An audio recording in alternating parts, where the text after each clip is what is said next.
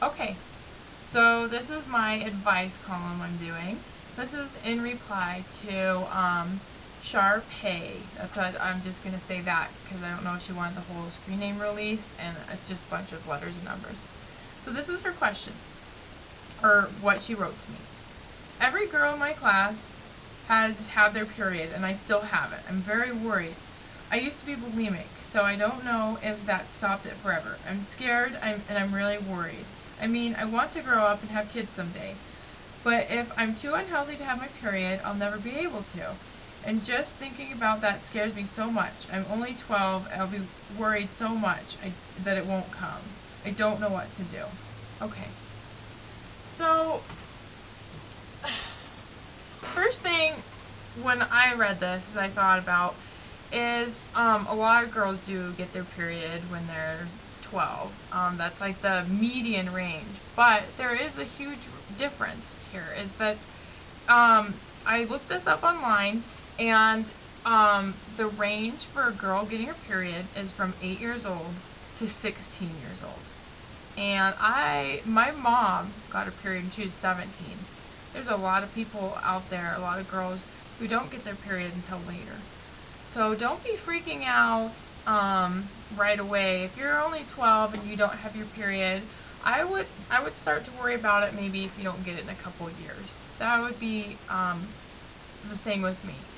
Or that's what I would say to you about that. Now, I have learned a lot about bulimia in a lot of my classes, so I'm going to just talk about bulimia for a little bit. I looked online, and it's an eating disorder in which you consume a massive amount of junk food and then you regurgitate, you throw it up. So, bulimia and anorexia, I think, get mixed up a lot, and I want to make sure that you said you were bulimic. When you're bulimic, you usually don't lose a lot of weight.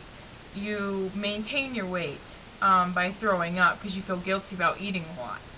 So I think it really depends on like how skinny you are. I mean, being anorexic means that you don't eat anything at all, and you become like grossly skinny.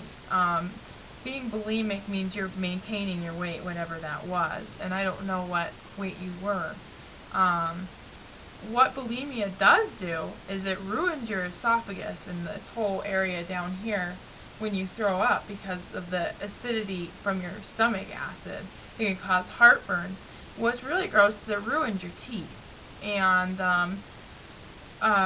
many people who have bulimia are perfectionists and care deeply about what people think of them. And, to me, being bulimic, I can understand. I mean, I would never do that, but I would understand like why a person would be bulimic. You know, you feel guilty and you don't want to gain any weight. You want to impress people. And another reason I think people are bulimic is because in their lives they don't have control over something, the way someone thinks about you or something like that, the way a guy thinks of you. That's how my life I felt. It's always been based on impressing a guy. And, being that you're a 12-year-old girl, I would think, impressing a guy would be a big part of my life if it were me.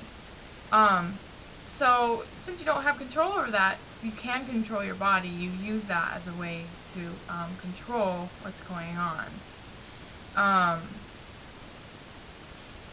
And the reason I'm mentioning that is because not getting your period is something that you can't control. You can't control that, and I'm just kind of worried because if you can't control something and you're so worried about it, like you expressed, I hope you don't find another outlet of trying to find some sense of control, like maybe anorexia. You don't want to do that because that'll just make it worse, not getting your period. Another thing is, hurting yourself, cutting yourself. If you're in such a situation, a horrible situation where you can't control anything and you need to do something, you need to feel like you're in control, it could turn into a terrible habit like that. So that's one thing is you said that you're not bulimic anymore, and that's good. But don't let not getting your period or something in your life that you can't control make you get back into a terrible cycle like that, or something worse, like I said, hurting yourself, cutting yourself, being emo. That's like the new term for it. This is what I would suggest you do. I would eat more than you normally would. With me, I got my period very early, and it was the day before my 8th birthday, and I was very, very overweight. And I've noticed this trend with a lot of my friends, a lot of people I've known. Overweight girls get their period faster. So I would eat more. But I would eat healthy, you know. And I know if you were bulimic at one time, you do have an issue with eating. But if you eat healthy, it might make you feel better. Another thing is, take vitamins that you need, especially vitamin E. I was actually at work today, and I was drinking this little smoothie drink. It's called Fuse, and I actually have the bottle, but I don't have it with me right now. And I looked, and it listed all the vitamins and what each vitamin does.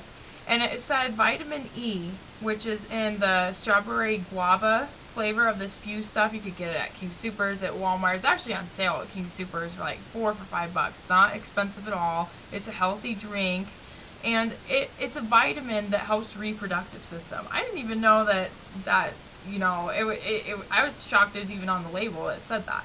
I would definitely get a lot of vitamins in my system. Another thing with being bulimic is at the time, you know, with your body, you might have been very malnutritious, and but I don't think that means that your body's permanently ruined. Your body is very resilient, just like your brain is. I don't think being bulimic before you started puberty is going to affect anything unless you're still doing it. I seriously think that. So I would definitely take vitamins. Another thing I want to ask is, are you taking any medicines? I know with eating disorders, this a lot of times corresponds with depression or mood disorders. And I know a lot of times they don't really prescribe antidepressants to people under 18, but just in case, you know, if there is a medicine you're on that affects your mood, I am on an antidepressant, and it has changed my period completely. I used to get terrible cramps, and I don't anymore. Just anything you're putting in your body that would affect your hormones might be something that's altering how your body functions. So think about medications you're on. You know, talk to your parents about that maybe. And the last thing is, you know, as hard as it might seem, and I don't mean to take your parents' side, but I would take your parents' advice and stop worrying about it. But this is why. When you worry about something, it causes a lot of stress, and it changes the balance of hormones. I remember one time I was incredibly worried about not getting my period. And because I worried so much, my period was late. It was because I was worrying. I was causing me not to get my period by worrying about it so much. If you put all this stress on your body, it's not going to behave the way it's supposed to. So I would seriously think about that. And you know, not having your period when your friends have your period can be very frustrating. But I also think, you know, you need to look at it positively. Early puberty increases the risk of having breast cancer. So all your friends that have their period right now have an increased risk of breast cancer. And your main goal, which you said, was to get married and have a child.